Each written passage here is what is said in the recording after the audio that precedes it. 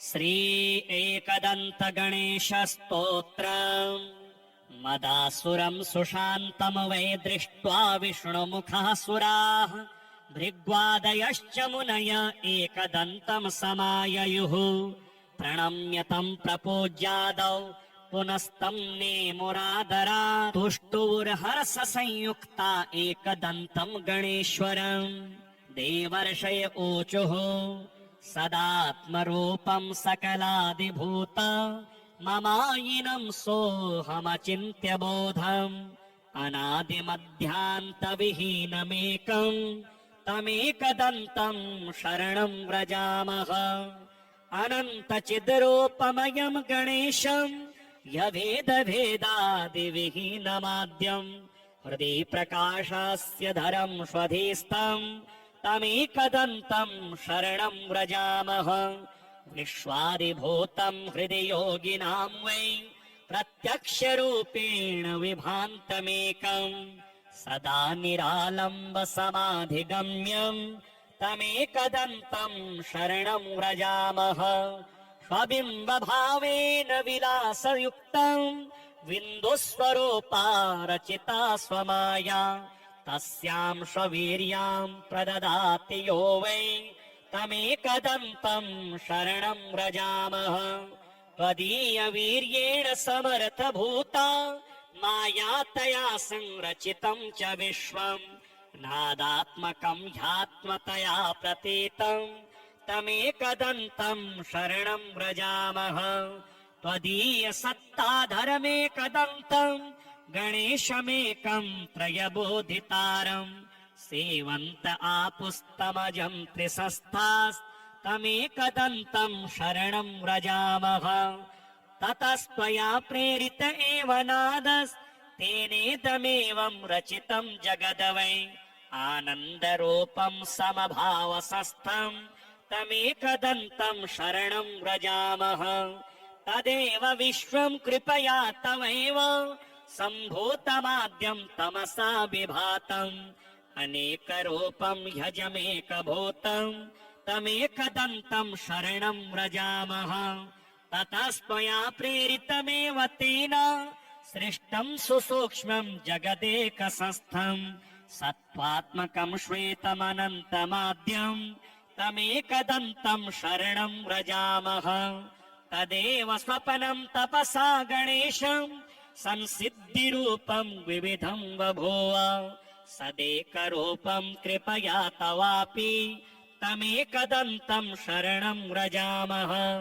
सम्प्रेरितम् तच्च त्वया हृदिस्थम् तथा ससृष्टम् जगदंशरूपम् तेनैव जाग्रन्मयमप्रमेयम्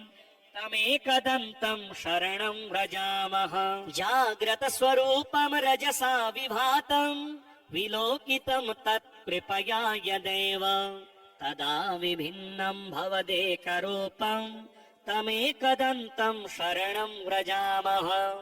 एवम् च सृष्ट्वा प्रकृते स्वभावात् तदन्तरे त्वम् च विभासि नित्यम् बुद्धिप्रदाता गणनाथ एकस्तमेकदन्तम् शरणम् व्रजामः।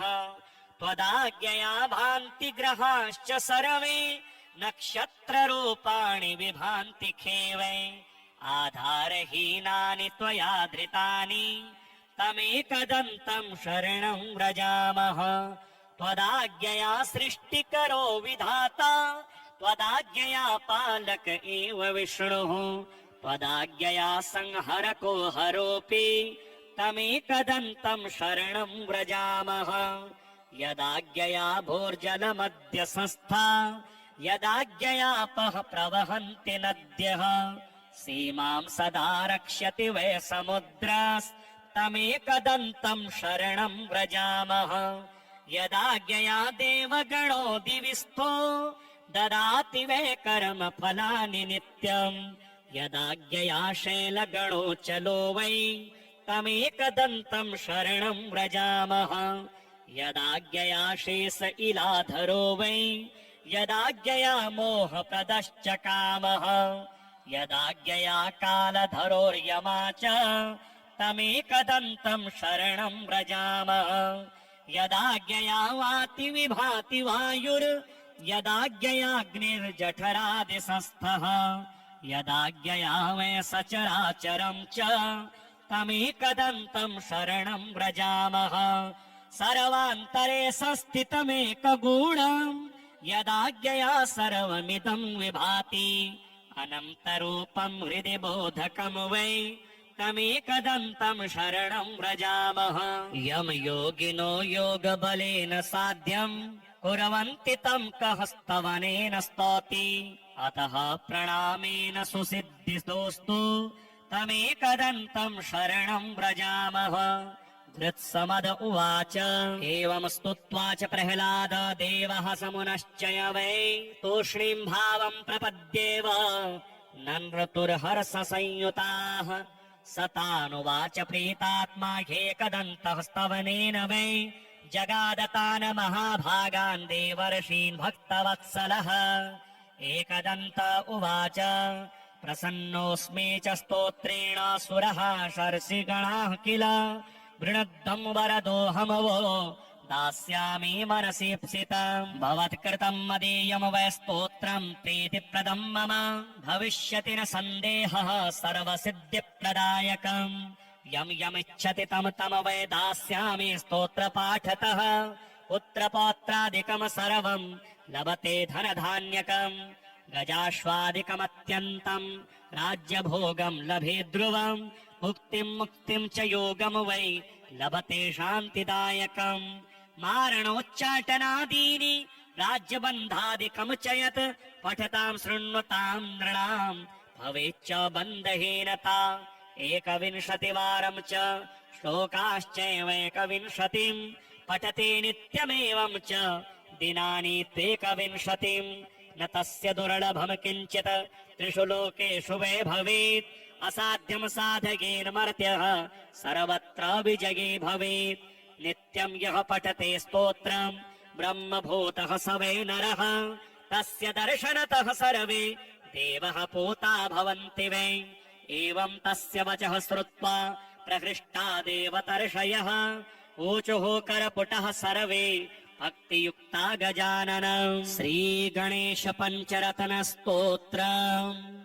मुदाकरात्तमोदकं सदा विमुक्तिसाधकं कलाधरावतंसकं विलासिलोकरञ्जकम् अनायकैकनायकं विनाशिते भदैत्यकं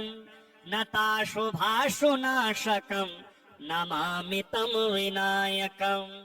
न ते तराति भीकरं नवोदितार्कभास्वरं न मत्सुरारि निर्जरं न ताधिकापदुद्धरं सुरेश्वरं निधीश्वरं गजेश्वरं गणेश्वरं महेश्वरं तमाश्रये परात्परं निरन्तरं समस्तलोकशङ्करं निरस्तदैत्यकुञ्जरं दरेतरोदरं वरं वरे भवक्त्रमक्षरं कृपाकरं क्षमाकरं मुदाकरं यशस्करं मनस्करं नमस्कृतं नमस्करोमि भास्वरम् अकिञ्चनार्तिमार्जनं चिरन्तनोक्तिभाजनं पुरारिपूर्वनन्दनं सुरारिगर्वचर्वणं प्रपञ्चनाशभीषणं धनञ्जयादिभूषणं कपोलदानवारणं भजे पुराणवारणं नितान्तकान्तदन्तकान्तिमन्तकान्तकात्मजम् अचिन्त्यरूपमन्तहीनमन्तराय कृन्तनं हृदन्तरे निरन्तरं वसन्तमेव योगिनां तमेकदन्तमेव तं विचिन्तयामि सन्ततम् महागणेश पञ्चरत्न मादरेण योऽन्वहम् प्रजलपति प्रभातके हृदि स्मरन् गणेश्वरम् अरोगताम दोषतां सुसाहितीं सुपुत्रतां समाहितायुरष्टभूते मभ्युपेति सोचिरात् मदासुरं सुशान्तं वै दृष्ट्वा विष्णुमुखासुराः भृग्वादयश्च मुनय एकदन्तं समाययुः प्रणम्य तं प्रपूज्यादौ पुनस्तं नेमुरादरात् तुष्टुर्हर्षसंयुक्ता एकदन्तं गणेश्वरम् देवर्षय ऊचुः सदात्मरूपं सकलादिभूत ममायिनं सोऽहमचिन्त्य बोधम् अनादिमध्यान्तविहीनमेकं तमेकदन्तं शरणं व्रजामः अनन्तचिद्रूपमयं गणेशं यभेदभेदादिविहीनमाद्यं हृदि प्रकाशास्य धरं स्वधिस्थं तमेकदन्तं शरणं व्रजामः विश्वादिभूतं हृदि योगिनां वै प्रत्यक्षरूपेण विभान्तमेकं सदा निरालम्ब समाधिगम्यं तमेकदन्तं शरणं व्रजामः स्वबिम्बभावेन विलासयुक्तं बिन्दुस्वरूपा रचिता स्वमाया तस्यां स्ववीर्यां प्रददाति यो वै तमेकदन्तं शरणं व्रजामः त्वदीयवीर्येण समर्थभूता माया तया संरचितं च विश्वं नादात्मकं ह्यात्मतया प्रतीतं तमेकदन्तं शरणं व्रजामः त्वदीयसत्ताधर्मेकदन्तं गणेशमेकं त्रयबोधितारम् सेवन्त आपुस्तमजं त्रिसंस्थास्तमेकदन्तं शरणं व्रजामः ततस्त्वया प्रेरित एव नादस्तेनेदमेवं रचितं जगदवै आनन्दरूपं समभावसस्थं तमेकदन्तं शरणं व्रजामः तदेव विश्वं कृपया तवैव सम्भूतमाद्यं तमसा विभातम् अनेकरूपं ह्यजमेकभूतं तमेकदन्तं शरणं व्रजामः ततस्त्वया प्रेरितमेव तेन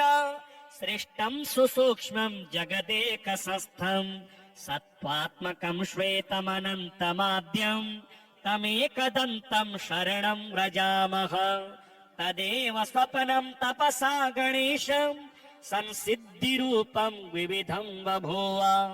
सदेकरूपं कृपया तवापि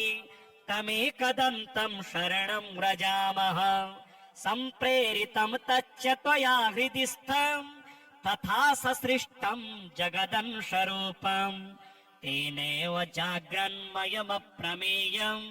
तमेकदन्तं शरणं व्रजामः जाग्रतस्वरूपं रजसा विभातं विलोकितं तत्कृपया यदेव तदा विभिन्नं भवदेकरूपं तमेकदन्तं शरणं व्रजामः एवं च सृष्ट्वा प्रकृति स्वभावात् तदन्तरे त्वं च विभासि नित्यं बुद्धिप्रदाता गणनाथ एकस्तमेकदन्तं शरणं व्रजामः त्वदाज्ञया भान्ति ग्रहाश्च सर्वे नक्षत्ररूपाणि विभान्ति खेवे आधारहीनानि त्वया धृतानि तमेकदन्तं शरणं व्रजामः त्वदाज्ञया सृष्टिकरो विधाता त्वदाज्ञया पालक एव विष्णुः त्वदाज्ञया संहरको हरोऽपि तमेकदन्तं शरणं व्रजामः यदाज्ञया भोर्जलमध्यसस्था यदाज्ञयापः प्रवहन्ति नद्यः सीमां सदा रक्ष्यति वै समुद्रस्तमेकदन्तं शरणं व्रजामः यदाज्ञया देवगणो दिविस्थो ददाति वै कर्मफलानि नित्यं यदाज्ञया शैलगणो चलो वै तमेकदन्तं शरणं व्रजामः यदाज्ञया शेष इलाधरो वै यदाज्ञया मोहप्रदश्च कामः यदाज्ञया कालधरोर्यमा च तमेकदन्तं शरणं व्रजामः यदाज्ञया वाति विभाति वायुर् यदाज्ञयाग्निर्जठरादिसंस्थः यदाज्ञया वै सचराचरं च तमेकदन्तं शरणं व्रजामः सर्वान्तरे संस्थितमेकगूढं यदाज्ञया सर्वमिदं विभाति अनन्तरूपं हृदि बोधकं वै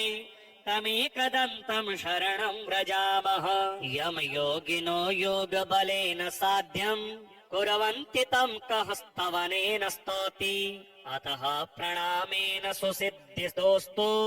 तमेकदन्तं शरणं व्रजामः धृत्समद उवाच एवं स्तुत्वा च प्रह्लाद देवः समुनश्च वै तूष्णीं भावं प्रपद्येव ननृतुर्हर्षसंयुताः स तानुवाच प्रीतात्मा एकदन्तः स्तवनेन वै जगादतान् महाभागान् देवर्षीन् भक्तवत्सलः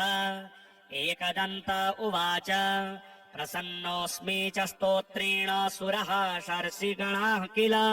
वृणद्धं वरदोऽहमवो दास्यामि मनसीप्सितम् भवत्कृतं मदीयं वै स्तोत्रं प्रीतिप्रदं मम भविष्यति न सन्देहः सर्वसिद्धिप्रदायकम् यं यमिच्छति तं तं वै दास्यामि स्तोत्रपाठतः पुत्रपौत्रादिकं सर्वं लभते धनधान्यकम् गजाश्वादिकमत्यन्तं राज्यभोगं लभे ध्रुवम् उक्तिं मुक्तिं च योगं वै लभते शान्तिदायकम् मारणोच्चाटनादीनि राज्यबन्धादिकं च यत् पठतां शृण्वतां नृणां भवेच्च बन्धहीनता 21 वारं च श्लोकाश्चैव 21 पठते नित्यमेवं च दिनानि 21 न तस्य दुर्लभं किञ्चित् त्रिषु लोकेषु वै भवेत् असाध्यं साधकेन मर्त्यः सर्वत्र विजयी भवेत् नित्यं यः पठते स्तोत्रं ब्रह्मभूतः स वै नरः तस्य दर्शनतः सर्वे देवः पूता भवन्ति वै एवं तस्य वचः श्रुत्वा प्रहृष्टा देवतर्षयः ऊचुः करपुटः सर्वे भक्तियुक्ता गजाननम् श्रीगणेश पञ्चरत्नस्तोत्रम् मुदाकरात्तमोदकं सदा विमुक्तिसाधकम् कलाधरावतंसकं विलासि लोकरञ्जकम् अनायकैकनायकं विनाशिते भदैत्यकं नताशुभाशुनाशकं नमामि तं विनायकम् न ते तरातिभीकरं नवोदितार्कभास्वरं न मत्सुरारिनिर्जरं न ताधिकापधुद्धरं सुरेश्वरं निधीश्वरं गजेश्वरं गणेश्वरं महेश्वरं तमाश्रये परात्परं निरन्तरं समस्तलोकशङ्करं निरस्तदैत्यकुञ्जरं दरेतरोदरं वरं वरे भवक्त्रमक्षरं कृपाकरं क्षमाकरं मुदाकरं यशस्करं मनस्करं नमस्कृतां नमस्करोमि भास्वरम् अकिञ्चनार्तिमार्जनं चिरन्तनोक्तिभाजनं पुरारे पूर्वनन्दनं सुरारे गर्वचर्वणम् प्रपञ्चनाशभीषणं धनञ्जयादिभूषणं कपोलदानवारणं भजे पुराणवारणम् नितान्तकान्तदन्तकान्तिमन्तकान्तकात्मजम् अचिन्त्यरूपमन्तहीनमन्तराय कृन्तनम् हृदन्तरे निरन्तरं वसन्तमेव योगिनां तमेकदन्तमेव तं विचिन्तयामि सन्ततम् महागणेश पञ्चरत्न मादरेण योऽन्वहं प्रजलपति प्रभातके हृदि स्मरन् गणेश्वरम् अरोगतां दोषतां सुसाहितीं सुपुत्रतां समाहितायुरष्टभूते मभ्युपैति सोचिरात् मदासुरं सुशान्तं वै दृष्ट्वा विष्णुमुखासुराः भृग्वादयश्च मुनय एकदन्तं समाययुः प्रणम्य तं प्रपूज्यादौ पुनस्तं नेमुरादरात् तुष्टुवुर्हर्षसंयुक्ता एकदन्तं गणेश्वरम् देवर्षय ऊचुः सदात्मरूपं सकलादिभूत ममायिनं सोऽहमचिन्त्य बोधम् अनादिमध्यान्तविहीनमेकं तमेकदन्तं शरणं व्रजामः अनन्तचिद्रूपमयं गणेशं यभेदभेदादिविहीनमाद्यं हृदि प्रकाशास्य धरं स्वधिस्थं तमेकदन्तं शरणं व्रजामः विश्वादिभूतं हृदि योगिनां वै प्रत्यक्षरूपेण विभान्तमेकम् सदा निरालम्ब समाधिगम्यम् तमेकदन्तं शरणं व्रजामः स्वबिम्बभावेन विलासयुक्तं बिन्दुस्वरूपा रचिता स्वमाया तस्यां स्ववीर्यां प्रददाति यो वै तमेकदन्तं शरणं व्रजामः त्वदीयवीर्येण समर्थभूता माया तया संरचितं च विश्वम् नादात्मकं ह्यात्मतया प्रतीतं तमेकदन्तं शरणं व्रजामः त्वदीयसत्ताधरमेकदन्तं गणेशमेकं त्रयबोधितारं सेवन्त आपुस्तमजं त्रिसस्थास्तमेकदन्तं शरणं व्रजामः ततस्त्वया प्रेरित एव नादस्तेनेदमेवं रचितं जगदवै आनन्दरूपं समभावसस्थं तमेकदन्तं शरणं व्रजामः तदेव विश्वं कृपया तवैव सम्भूतमाद्यं तमसा विभातम् अनेकरूपं ह्यजमेकभूतं तमेकदन्तं शरणं व्रजामः ततस्त्वया प्रेरितमेव तेन सृष्टं सुसूक्ष्मं जगदेकसस्थं सत्त्वात्मकं श्वेतमनन्तमाद्यं तमेकदन्तं शरणं व्रजामः तदेव स्वपनं तपसा गणेशं संसिद्धिरूपं विविधं बभूव सदेकरूपं कृपया तवापि तमेकदन्तं शरणं व्रजामः सम्प्रेरितं तच्च त्वया हृदि स्थं तथा ससृष्टं जगदंशरूपं तेनैव जाग्रन्मयमप्रमेयं तमेकदन्तं शरणं व्रजामः जाग्रतस्वरूपं रजसा विभातं विलोकितं तत्कृपया यदेव तदा विभिन्नं भवदेकरूपं तमेकदन्तं शरणं व्रजामः एवं च सृष्ट्वा प्रकृति स्वभावात् तदन्तरे त्वं च विभासि नित्यं बुद्धिप्रदाता गणनाथ एकस्तमेकदन्तं शरणं व्रजामः त्वदाज्ञया भान्ति ग्रहाश्च सर्वे नक्षत्ररूपाणि विभान्ति खेवै आधारहीनानि त्वया धृतानि तमेकदन्तं शरणं व्रजामः त्वदाज्ञया सृष्टिकरो विधाता त्वदाज्ञया पालक एव विष्णुः त्वदाज्ञया संहरको हरोऽपि तमेकदन्तं शरणं व्रजामः यदाज्ञया भूर्जलमध्यसस्था यदाज्ञयापः प्रवहन्ति नद्यः सीमां सदा रक्ष्यति वै समुद्रस्तमेकदन्तं शरणं व्रजामः यदाज्ञया देवगणो दिविस्थो ददाति वै कर्मफलानि नित्यम् यदाज्ञया शैलगणो चलो वै तमेकदन्तं शरणं व्रजामः यदाज्ञया शेष इलाधरो वै यदाज्ञया मोहप्रदश्च कामः यदाज्ञया कालधरोर्यमा च तमेकदन्तं शरणं व्रजामः यदाज्ञया वाति विभाति वायुर् यदाज्ञयाग्निर्जठरादिसंस्थः यदाज्ञया वै सचराचरं च तमेकदन्तं शरणं व्रजामः सर्वान्तरे संस्थितमेकगूढं यदाज्ञया सर्वमिदं विभाति अनन्तरूपं हृदि बोधकं वै तमेकदन्तं शरणं व्रजामः यं योगिनो योगबलेन साध्यं कुर्वन्ति तं कः स्तवनेन स्तौति अतः प्रणामेन सुसिद्धिस्तोस्तु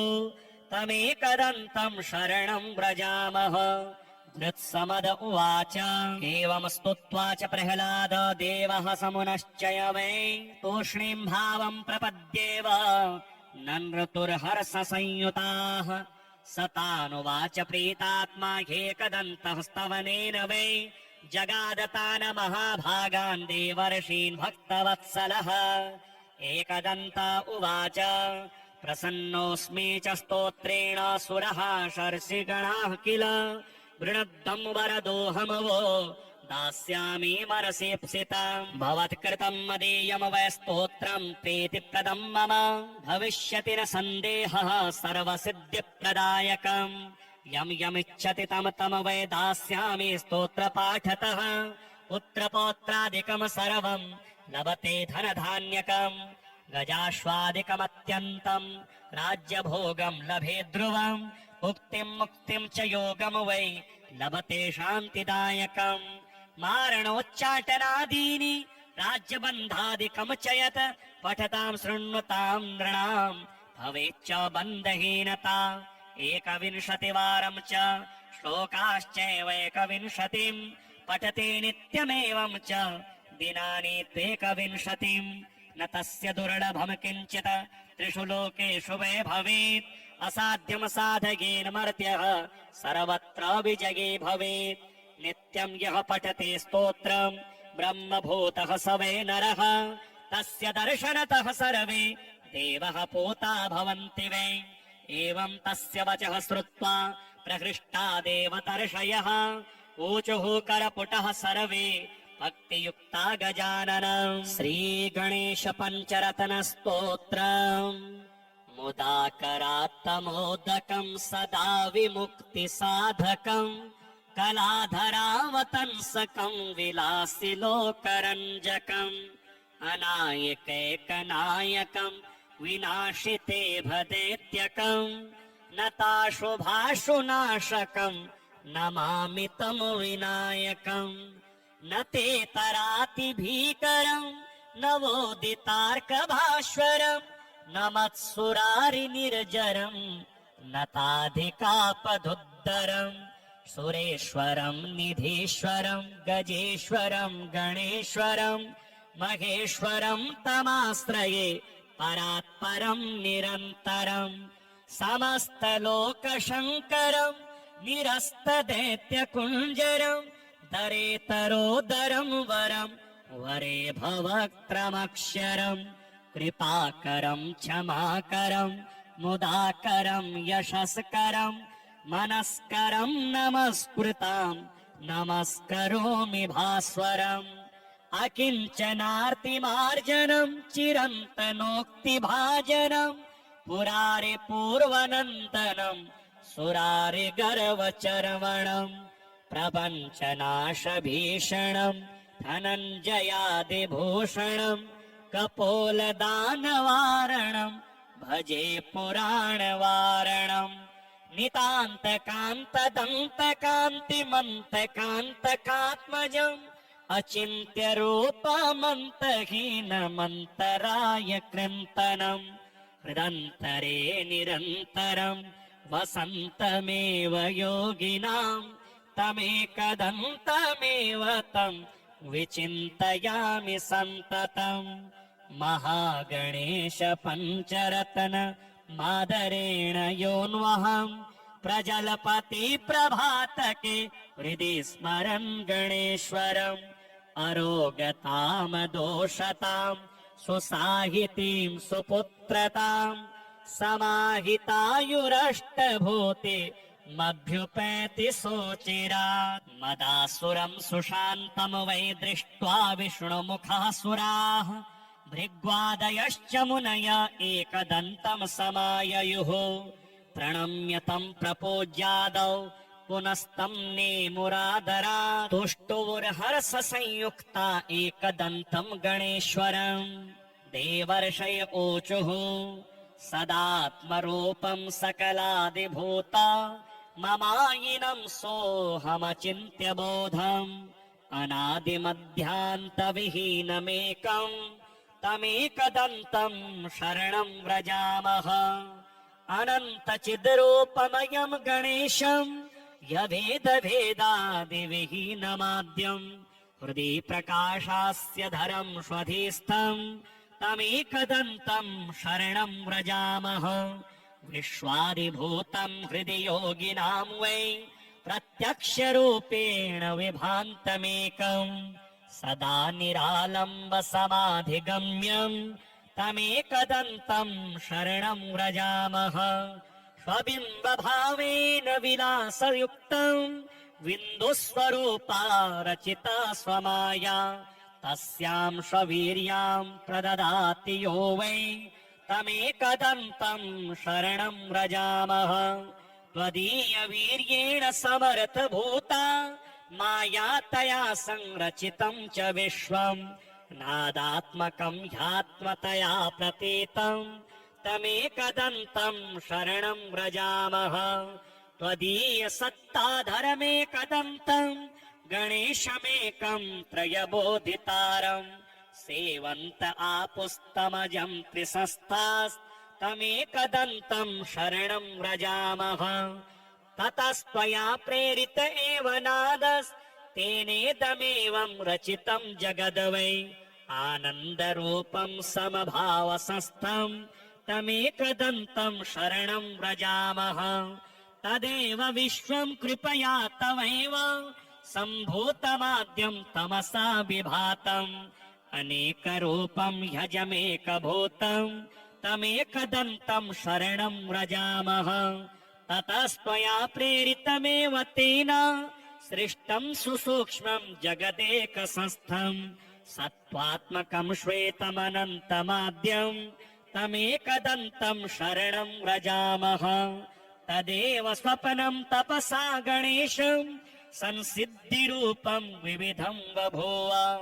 सदेकरूपं कृपया तवापि तमेकदन्तं शरणं व्रजामः सम्प्रेरितं तच्च त्वया हृदि स्थं तथा ससृष्टं जगदंशरूपं तेनैव जाग्रन्मयमप्रमेयं तमेकदन्तं शरणं व्रजामः जाग्रतस्वरूपं रजसा विभातं विलोकितं तत्कृपया यदेव तदा विभिन्नं भवदेकरूपं तमेकदन्तं शरणं व्रजामः एवं च सृष्ट्वा प्रकृते स्वभावात् तदन्तरे त्वं च विभासि नित्यम् बुद्धिप्रदाता गणनाथ एकास्तमेकदन्तं शरणं व्रजामः त्वदाज्ञया भान्ति ग्रहाश्च सर्वे नक्षत्ररूपाणि विभान्ति खेवै आधारहीनानि त्वया धृतानि तमेकदन्तं शरणं व्रजामः त्वदाज्ञया सृष्टिकरो विधाता त्वदाज्ञया पालक एव विष्णुः त्वदाज्ञया संहरको हरोऽपि तमेकदन्तं शरणं व्रजामः यदाज्ञया भोर्जलमद्य सस्था यदाज्ञयापः प्रवहन्ति नद्यः सीमां सदा रक्ष्यति वै समुद्रस्तमेकदन्तं शरणं व्रजामः यदाज्ञया देवगणो दिविस्थो ददाति वै कर्मफलानि नित्यम् यदाज्ञया शैलगणो चलो वै तमेकदन्तं शरणं व्रजामः यदाज्ञया शेष इलाधरो वै यदाज्ञया मोहप्रदश्च कामः यदाज्ञया कालधरोर्यमा च तमेकदन्तं शरणं व्रजामः यदाज्ञया वाति विभाति वायुर् यदाज्ञयाग्निर्जठरादिसंस्थः यदाज्ञया वै सचराचरं च तमेकदन्तं शरणं व्रजामः सर्वान्तरे संस्थितमेकगूढं यदाज्ञया सर्वमिदं विभाति अनन्तरूपं हृदि बोधकं वै तमेकदन्तं शरणं व्रजामः यं योगिनो योगबलेन साध्यं कुर्वन्ति तं कः स्तवनेन स्तौति अतः प्रणामेन सुसिद्धिस्तोस्तु तमेकदन्तं शरणं व्रजामः धृत्समद उवाच एवं स्तुत्वा च प्रह्लाद देवः समुनश्चय वै तूष्णीं भावं प्रपद्येव ननृतुर्हर्षसंयुताः सतानुवाच प्रीतात्मा एकदन्तः स्तवनेन वै जगादतान महाभागान् देवर्षीन् भक्तवत्सलः एकदन्त उवाच प्रसन्नोऽस्मि च स्तोत्रेण सुरः शर्षिगणाः किल वृणद्धं वरदोऽहमवो दास्यामि मनसीप्सितम् भवत्कृतं मदीयं वै स्तोत्रं प्रीतिप्रदं मम भविष्यति न सन्देहः सर्वसिद्धिप्रदायकम् यं यमिच्छति तं तं वै दास्यामि स्तोत्रपाठतः पुत्रपौत्रादिकं सर्वं लभते धनधान्यकम् गजाश्वादिकमत्यन्तं राज्यभोगं लभे ध्रुवम् मुक्तिं च योगं वै लभते शान्तिदायकम् मारणोच्चाटनादीनि राज्यबन्धादिकं च यत् पठतां शृण्वतां नृणां भवेच्च बन्धहीनता 21 वारं च श्लोकाश्चैवैकविंशतिं पठते नित्यमेवं च दिनानि 21 न तस्य दुर्लभं किञ्चित् त्रिषु लोकेषु वै भवेत् असाध्यं साधयेन् मर्त्यः सर्वत्र विजयी भवेत् नित्यं यः पठति स्तोत्रं ब्रह्मभूतः स वै नरः तस्य दर्शनतः सर्वे देवः पूता भवन्ति वै एवं तस्य वचः श्रुत्वा प्रहृष्टा देवतर्षयः ऊचुः करपुटः सर्वे भक्तियुक्ता गजाननम् श्रीगणेश पञ्चरत्नस्तोत्रम् मुदाकरात्तमोदकं सदा विमुक्तिसाधकम् कलाधरावतंसकं विलासिलोकरञ्जकम् अनायकैकनायकं विनाशिते भदैत्यकम् नताशुभाशुनाशकं नमामि तं विनायकम् न ते तराति भीकरं नवोदितार्कभास्वरं न मत्सुरारि निर्जरं न ताधिकापधुद्धरं सुरेश्वरं निधीश्वरं गजेश्वरं गणेश्वरं महेश्वरं तमाश्रये परात्परं निरन्तरं समस्तलोकशङ्करं निरस्तदैत्यकुञ्जरं दरेतरोदरं वरं वरे भवक्त्रमक्षरं कृपाकरं क्षमाकरं मुदाकरं यशस्करं मनस्करं नमस्कृतां नमस्करोमि भास्वरम् अकिञ्चनार्तिमार्जनं चिरन्तनोक्तिभाजनं पुरारि पूर्वनन्दनं सुरारि गर्वचर्वणं प्रपञ्चनाशभीषणं धनञ्जयादिभूषणं कपोलदानवारणं भजे पुराणवारणं नितान्तकान्तदन्तकान्तिमन्तकान्तकात्मजम् अचिन्त्यरूपमन्तहीनमन्तराय कृन्तनं हृदन्तरे निरन्तरं वसन्तमेव योगिनां तमेकदन्तमेव तं विचिन्तयामि सन्ततम् महागणेश पञ्चरत्न मादरेण योऽन्वहम् प्रजलपति प्रभातके हृदि स्मरन् गणेश्वरम् अरोगताम दोषतां सुसाहितीं सुपुत्रतां समाहितायुरष्टभूते मभ्युपैति सोचिरात्।